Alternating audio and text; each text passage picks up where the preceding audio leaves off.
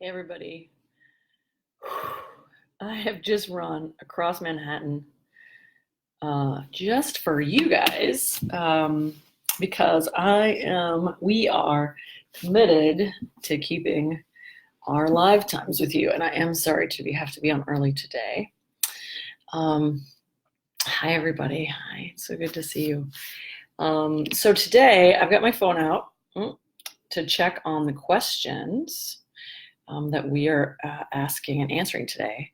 So I just want to give you a little bit of updates. Hi, everybody.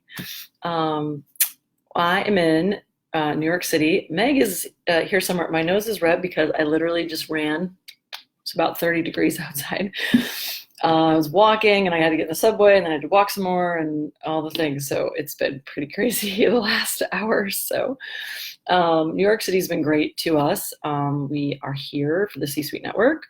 We are members of the C-Suite Network. If you are a C-level executive, I encourage you to check it out. Our favorite thing, though, is we're a member of the Hero Club, which is a group of CEOs, investors, and founders who commit to improving not only their own lives through their business growth, but also improve the lives of their community and their people. So it's a pretty great group. We had a big book signing on the 34th floor of the World Trade Center and the new building. So hi, everybody. So that was pretty epic. It's crazy to be over there in that venue. I was fortunate enough to have 2 days of meetings, and you looked right down onto the site of 9/11. It's very moving. You also can see on the south side of the building, you can see the Statue of Liberty and Ellis Island. And then if you get to go to the other side of the building, you can see the Empire State Building in Midtown. So it's an incredible venue. Right now, I'm on the Upper East Side on East 64th Street. And I have a beautiful view. I'm staying at the Gardens Inn, I think. Yeah, Gardens NYC. It's a beautiful hotel. And I'm up here because I have meetings tomorrow at the Society of Illustrators. So that should be a really cool venue, and I'm excited to do some meetings. Okay, so I just always start with a few announcements. Another great thing is we had a meeting with our board this morning, our board of advisors, one of which is a former Dallas Cowboy. He wears his NFC championship ring. It's pretty cool. One is a legal counsel who has been legal counsel to several of the top 4 Fortune 10 companies. We have a woman who is connected into all the companies in New York. She moves companies from the 50th floor on one building to the 20th floor on another. We have a woman who's started several businesses, has an MBA, and is launching yet another tech startup. And then our 5th advisor is a woman who is the GM of the Hero Club. So we have an incredible group and we're very honored that they contribute their time and energy to Rose Group and you by way of IX Leadership and IX Ambassador.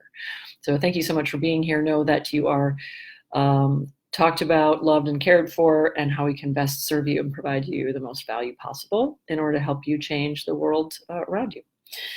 So, all that. Okay, let me get settled in here. This will be a rather short call. I have to get back on the subway, head back down to Midtown for a meeting at the top of the hour. So we'll be chatting about my favorite thing today, though, which is change. When this all started, change transition model, just for a little background, the change transition model is ours. Someone asked me, where did you get the Kurtz change transition model? And I'm like, from us? We actually created it. We took very standard models of change, and then we incorporated the things that we felt it needed. We validated it against a bunch of other theories, and we settled on the Kurtz change transition model.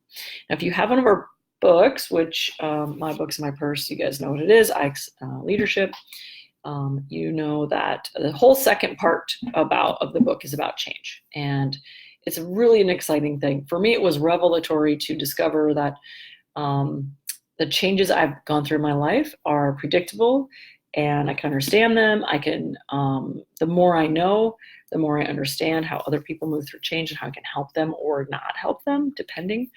And so this was really a critical component to the book and our philosophy, because I really felt like change was my jam. But we also realized that change is also, it's clear. I mean, we all know it, right? Whether you don't really like change or love change, you know that there's people out there that aren't like you, right?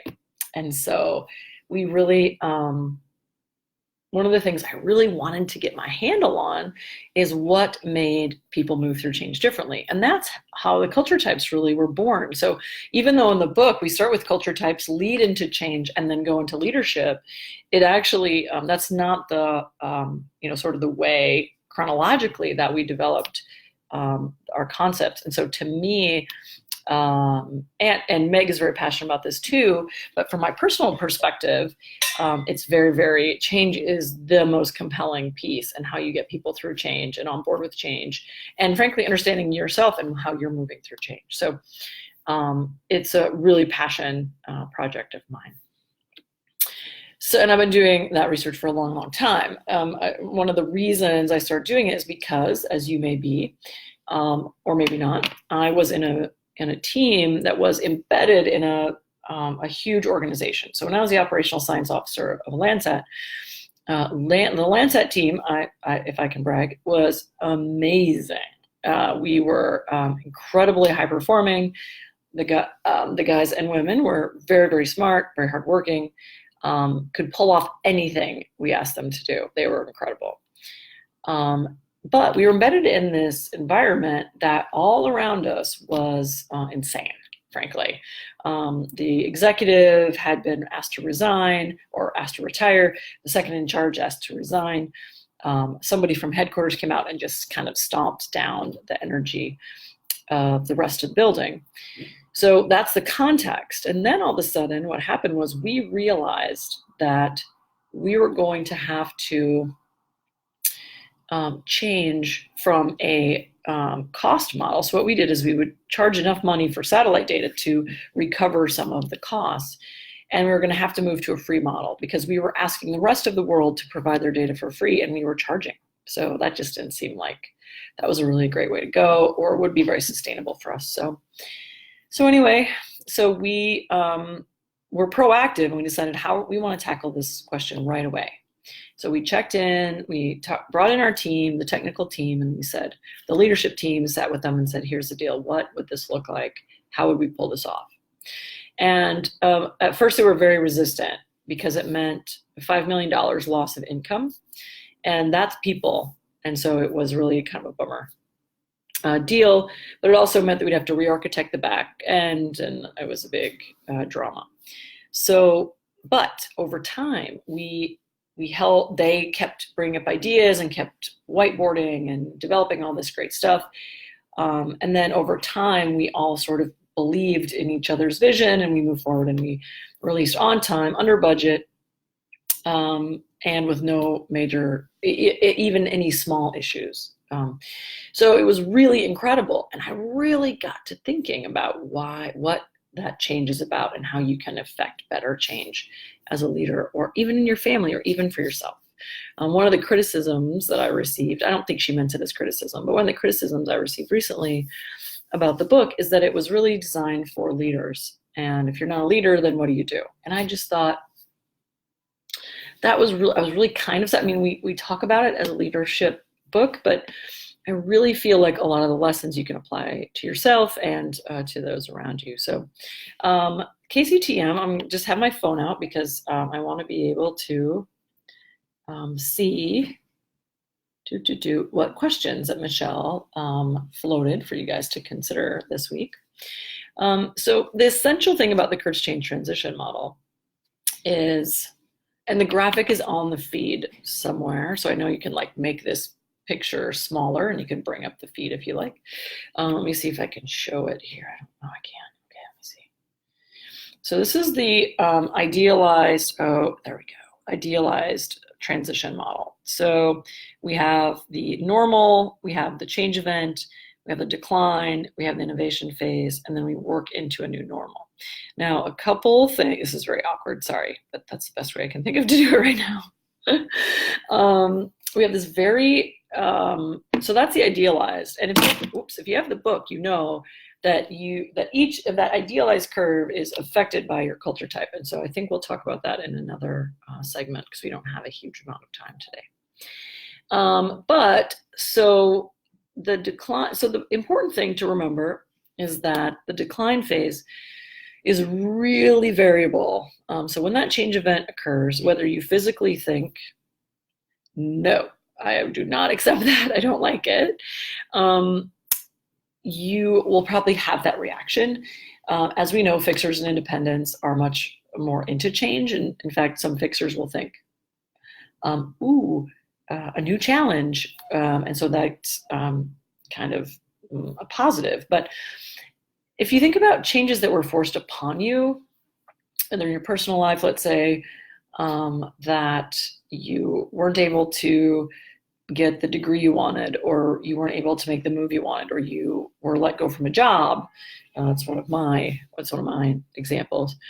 Is it's really, the decline is really like, a lot of people pretend that it's not really happening. And so you'll see a lot of people, like when I lost my job at the university, at Black Hills State University, I was reorganized out of a job. And when that happened, I just kind of kept going. Like I was really lucky. I was told in February that I would be let go at the end of the fiscal year, which is the end of June. So I had a couple months to plan, which was amazing. So thank goodness. But because it wasn't imminent, I could just keep going to work and pretending like nothing was happening.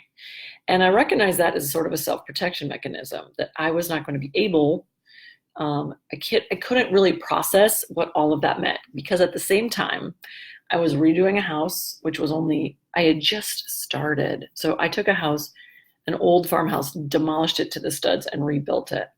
And so here I was, I just bought the house and I just demoed it.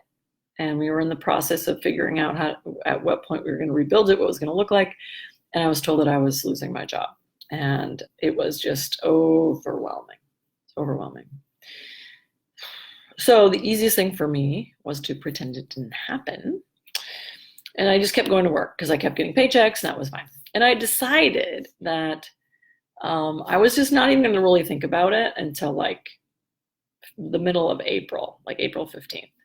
Because I figured if I started looking April 15th, then I would have 6 weeks to find something, and then actually have a chance to start in July. So that was kind of my goal. 1st of May was like, drop dead. You got to start figuring this out. And so the gift that was to me is because I set up a target and a gate. So once the 1st of May came, I decided I'm going to go do something. So the nice thing, if you can do that, is that allows you to go through the decline and let your subconscious chew on things.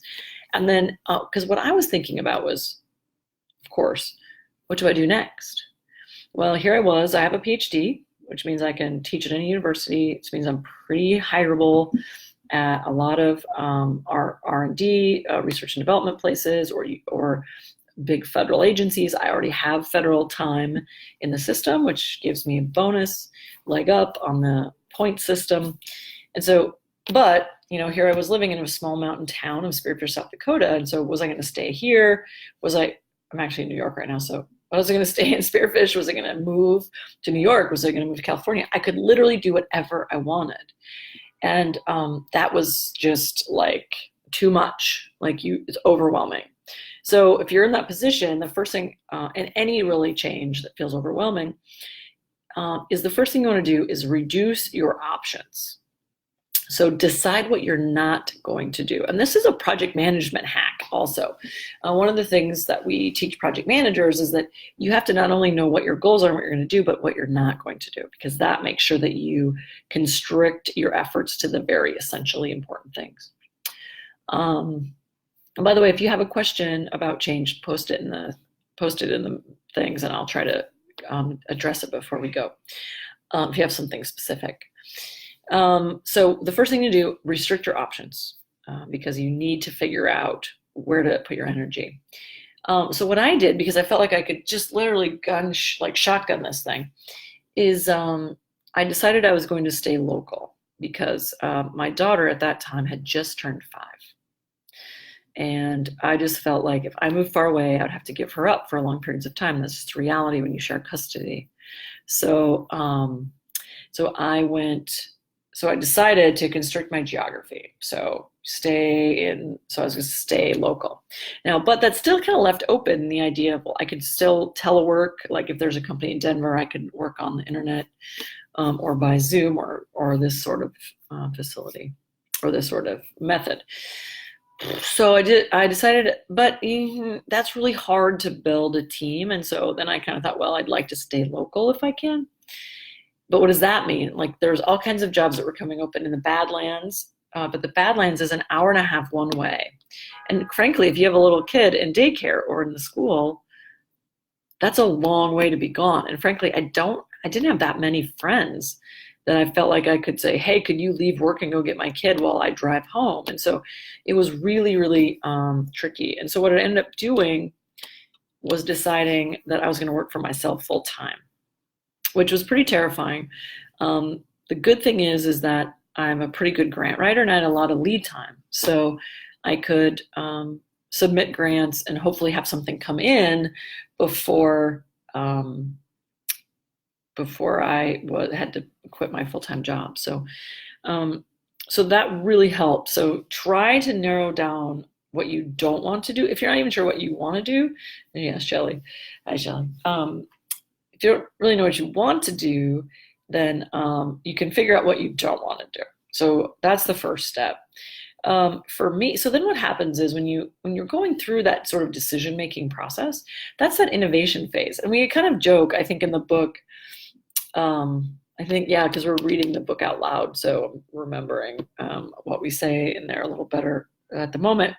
Specifically, is that like there's this one time where I broke up with a long-term boyfriend and was kind of dating, and I was just kind of dating everybody. I mean anybody who I could even be remotely considered legitimate, and some not. Whether it was someone too young, someone too old, someone in a totally different field. And I don't mean like different field, like I mean like, they're going to be gone for weeks at a time, or which I know about myself that I don't do well when I'm separated from my people, whether it's my child or my partner for very long. So whether it was interests or, I like sports, I like playing sports, I like going to sports, but I don't get like passionately crazy about sports. And so that's kind of a life, like if you love sports and you spend your whole life doing the sport, whether it's rodeo or football or college basketball, that's not the kind of lifestyle I wanted. So, but I was willing to date anybody. And so that's an innovation phase. Even though that's personal and very specific, it's still an innovation phase for yourself as you move through changes. For a business, what you can do, so there's a couple ways to think about it strategically and kind of for fun, is, and this is how you make a change really fun, frankly, is that you open yourself up to possibility. So if you're leading a team, that's when your team is going to be most creative. When they finally let go of whatever the heck they're doing before, and they want to move forward to something else. And it's going to be great. And as a leader, you have to believe it's going to be great. And same with you as an individual, you have to believe it's going to be great, because it will be. And because what happens then is in the innovation phase, you get to try new things, and some things don't work. And that's why you have this up and down part of innovation phase, because some days it's really stinking great and you're like, yes. Like when I first started my job, I'm like, this is going to be great. Some days I'm like, I can't lose. This is going to be amazing. I'm going to make $1 million. And then the next day I'd be like, oh my God, I can't even make my mortgage. Ugh. And so you really have big swings during this phase. And so it gets really kind of stressful, whether you're thinking about yourself or dealing with team. But the cool thing is that you will be the most open to new ideas than you will be any other time. Because when we're in that normal state, we know what our life looks like. And so any little change to it, we really tend to resist. We like that familiar. So when you're in this innovation phase and you're kind of going crazy up and down, the cool thing is that you're really much more open to new ideas, to new ventures, to new friends, to new jobs, to new houses. Like if you think about if you've had the opportunity to move to a new city or get a new job or maybe get married or maybe split up or, any of these huge, have a kid, maybe have these huge life choices and changes that you make. Almost, if you look back, almost all the time we do like 2 or 3 or 4 at a time. And at some point you're like, what is happening? Why am I doing all this? I must be crazy. Well, it's because you're in that innovation phase. You start changing one thing and you think, well, now I don't really know what my future day-to-day is going to look like. So, I don't know, maybe it could include a neon light bender. I don't know. As a guy, I did it. Didn't work out. But maybe you think I'm going to go back to college. Or I had a friend recently who had a big change in her life, and she's like, well, I'm going to go back to college. And then she decided maybe not to, because she started back to college and she has 2 teenage kids and she has a business that she does that's on the side, but it's really pretty, but she's freaking fantastic at it. And so she thought, well, maybe now she's thinking, well, she put her schooling on hold and decided to do the photography business full time. She's incredibly creative and amazingly talented. If you need design work or whatever, I'm happy to share the wealth. But all of the things, so that is innovation phase. And so if you really want to, if you're in a place where you're going through a change, and let's say you're feeling kind of bummed about it or not feeling that great about it, think about, okay, well, what else can I do? How else can I change my life? Because a lot of times you do it and you don't even know it, right? So when Meg came on board, she had recently bought a house and was being a single mom for the first time, and got a new car and came full time on Rose Group. So all of a sudden, all these things are stacking up. Now, I promise that if we just write it out for a while, as time goes by, her life will settle down and she'll not make a lot of big changes. She'll just kind of start cruising into the new normal. So that's kind of what that innovation phase is. So exciting. And frankly, we throw away the opportunity to push ourselves and push each other and to push our teams into creative ideas and new ideas. Because a lot of times we're so busy thinking about we have to gut through this change to the next thing so we can get out of this change thing, is that we throw away the opportunity to really explore other facets of our life that we might want to change, or that we might have the opportunity to try something new. And so instead of just like head down, oh my God, just gut it out, it's going to be terrible, try to pick your head up and look around and say, oh, well, what else could I do? Maybe I could try this new thing, or maybe I actually want a full-time job, or maybe I just want a part-time job and do my own thing, or maybe I want to take some time off. I have a friend who's out, he put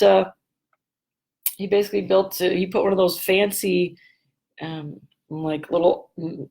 like pickup topper things that you can live in on the back of his pickup, and he just lives in the middle of the wilds of Utah. So you can really start exploring lots of different choices and ideas. So to move through a change, there's lots of things you can do. We talk about them in the book, so we won't sort of laundry list them out here, but a couple things when you have to move through change, there's 2 major things that you can help yourself. One is to know that you won't go back, or you can't go back, that part is over. Try to help yourself let go of what was. And you can't go back and change it. You can reflect and learn, but you cannot change what's going on. So, and then also know that the next thing is going to serve you to the best and highest good. So it's going to be a better, happier place. Because the trick of the matter is that some people end up not being better and happier because that's what they decide. So this is a really powerful idea. Call it goal setting, call it manifesting, call it whatever you want, depending on what company you keep, you call it something different. But what really happens is if you're determined that your future is going to be better as you move through this change based on what you're going to decide, guess what? It's going to be better. And why that is because if you decide, if you anchor in that future decision, then every little teeny decision you make on the way pushes you closer and closer to that goal. So it's really exciting because every little decision you make on a day-to-day basis, and some bigger ones, you're going to be keeping that goal in mind, right? And so, but one thing to caution you, it doesn't have to be the best, biggest idea, your future dreams, we're going to do forever goal. Because I see a lot of people get really bogged down in that, you hear about people, you have to have your why and you have to be passionate about it. Yes, it's nice. But frankly, sometimes you just need to know what you want to do next. Like we always joke that if I learn and understand what I want to do next, what I'm going to be for the rest of my life, I'm going to be really bummed out because I love the opportunity. I'm a fixer. I'm a chaos lover. I love the opportunity to try new things, to stretch myself, to do something that I feel dumb about because I've never done it before. So for you, make sure that don't get bogged down in this is the forever thing. This is just the next thing you want to try to do. And then you can allow, the nice thing is that you can allow yourself then to be really excited about whatever it is, because then you don't have all this crazy pressure that it has to be the main thing that you love forever. So that's my real key advice. One other piece of information, if you're seeing other people go through change, this is really, really key, and please remember it, is that when people have had a change event, they go into a decline, especially order tolerant people, they may go into a long decline, and you can help them a little bit by encouraging them to think that your life's going to be better. But you have to be careful, because if it's a big major change or a horrible thing like someone dying or some long-term injury or some financial disaster, that's not going to help them to tell them, oh, it's going to get better. You're going to get punched in the throat. So it's really important to be aware and sensitive that they're in a decline phase. And we all know, almost everyone we're talking to on this group, so at the moment, are fixers. You get over stuff faster, and because you like chaos. And so be careful you're not pushing your order tolerant brethren into horrible situations. And one of the key things to remember, especially if you're in a service industry, like you're a lawyer or other leader or medical, even nurses and doctors, is that when you first go into a decline, you cannot hear new information. So think of getting a cancer diagnosis, and bless you if you've had one.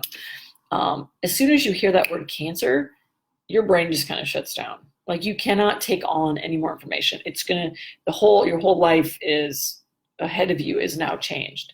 And so you'll hear a lot of times that people that are going in for cancer consultations and cancer testing, the advice is to bring somebody with you or to record the conversation, because you will physically not remember much of that conversation because your brain is too busy internally screaming in helpless dismay, right? So and so a lot of people are saying, like, I hear a lot of conversation about, well, my sister just broke with her boyfriend, and I keep telling her, get over it, and you'll be fine, and just move on, because this is all the great ways, it's going to be great. Well, guess what? She resents you, or you don't understand why she's not doing what you're telling her. And, well, it's because she's in the decline phase, and she's not really into that letting go phase. And you'll see that a lot of people, that's why a lot of people stay in relationships too long, or they break up and go back together, because when they break up, they can't really see what the future might look like without the other person. So they get back together, and then they break up and they get back together. Now, I've never been that kind of person, but there are, all know couples like that seem to be on again, off again, right? We have a term for it, and that's why, because they really don't get to that let go place. They go into decline and then they go back. And so you'll see that sort of circular pattern in personal relationships and business. A lot of people, if you have a change at work, you let go. You don't ever get to the let go phase. You decide you might try something, and then all of a sudden everyone goes back to the way it used to be. So you'll see that happen a lot. The important thing is to anchor in that the way that your life will be better, the way that the team's life will be better, the way that we can be inspiring to and in service to those people going through big changes, especially for people that really hate change, because they're really stressed out. So that's a really key thing to remember. Okay, that's kind of the basics about change. So I'm gonna I lost my page here. I'm gonna take a look at the questions that Michelle asked and how you guys voted. Hold on, it's coming. Okay, so the top vote getter, how can I use the KCTM to be more creative in work and in life? And I kind of addressed that already, because that's really that innovation phase. So when you get into that phase of I'm not really sure what my future is going to be like, that you're going to be really much more open to new ideas and creativity. And frankly, if you want to nurture that creative time, you can put off deciding what the right answer is for you for as long as you can stand it. Some people can stand it longer than others. So if you're like, you know what, I'm not going to anchor in the future. I know it's going to be better, but I'm still not sure what it's going to look like. And I'm going to be really allow myself to be flexible about what that looks like. Then you can really extend that innovation phase, that creativity for quite a long time. And same thing you can do with your team. If you have a thing that you want to change, or you want to, if you have a change for your team, you can, sorry, now there's some noise in the hallway, it's distracting me. If you have a change for your team, then you can say, well, we're going to do this and it's going to be better and it's going to be generally like X thing, but you're going to, sorry, I totally lost my train of thought. Okay. But I want you to help me figure out what that future is going to be. We know it's going to be great. We're all in this together. We all want to support each other, and it's going to be awesome out here somewhere. But why don't you guys help me figure out how to really implement this, or what we really want to do, and like sort of that brainstorming phase, but it's really much longer and much more excited and more stressful. And so you have to be a much better, you have to be a much more aware leader in that case. Okay, other questions. Let's see. Why do people make seemingly crazy decisions after getting divorced? Yeah, I talked about that. Neon light bender guy. And then also, why do some people get over changes so quickly while it takes me a long time to get back on my feet? That's really based on that culture type and to some extent the situation. So what I'm reminded over and over again is if there's sort of this saying that I like to say, if there are 5 millionaires in the room, you will be the 6th one. If you hang out with 5 millionaires, you're going to be the 6th one. If you hang out with 5 people that ride their bike 50 miles, like their bicycle, every Saturday, 50 miles, guess what? You're probably going to be the 6th one. If you hang out with people that ride Harley Davidsons on the regular, guess what? You will probably ride Harley Davidsons because you mirror and become the people you hang around with. So one of the really interesting things about change is that it's all, and if it takes you a long time to change, then that means you're probably a stabilizer and organizer. And if you are, just give me a shout out, and if you don't want to post in the group, give me a shout out and we'll have you do the assessment. And then we'll find out what you are. But a lot of times those stabilizers and organizers, you just take a lot longer to move. But sometimes that's because also who you're around. So if imagine if you're going through a tough change and everyone around you is saying, you know what, Sarah, we believe in you and we think you're going to do amazing. And I know this time really sucks, but we're there for you and we're going to help. And let us know how we can help you get to your new thing. That's you're going to feel very differently about change. You're going to move through it very differently than if somebody were to say, if everyone around you is saying, oh man, yeah, Sarah, that stinks. And you're never going to get over this. And this is going to be the hardest thing you ever do. And, so really, if you're already a stabilizer organizer and you know that you struggle with change, I hate to say it, but maybe hang out with people that are going to encourage you and support you because frankly, if you hang out with people that don't do that and that sort of reinforce your decline, then it's just going to take you that much longer to really get into that innovation phase and into the new stable place that you love to be, the new orderly place that you love to be. Another thing that we hear a lot in the business world is I was talking to some folks, and this one woman, she was mid-career, maybe pushing 50, and she was in an office with a younger person, and the younger person, not that much younger, maybe 5-10 years younger, was her boss. And this older gal, let's call her Laura. So Laura was really having a hard time adjusting to some new stuff, and the younger supervisor kept saying, I just want you to do it. I just want you to do it. I just want you to do it. Just accept it. Just do it. And so that sounds on the surface really positive. The problem is that every single time the supervisor talked to to Laura, she was reinforcing the anxiety around doing something wrong or getting something wrong, because the way that it was really discussed was that the supervisor wanted to give Laura the freedom to do things the way she wanted and to give her more empowerment and more flexibility. Well, guess what? Laura's a stabilizer, and she wants to know how it's supposed to get done. She wants to understand, like, how do I be successful? Like, don't just tell me to go do it however I want, because then that's not how I like to operate.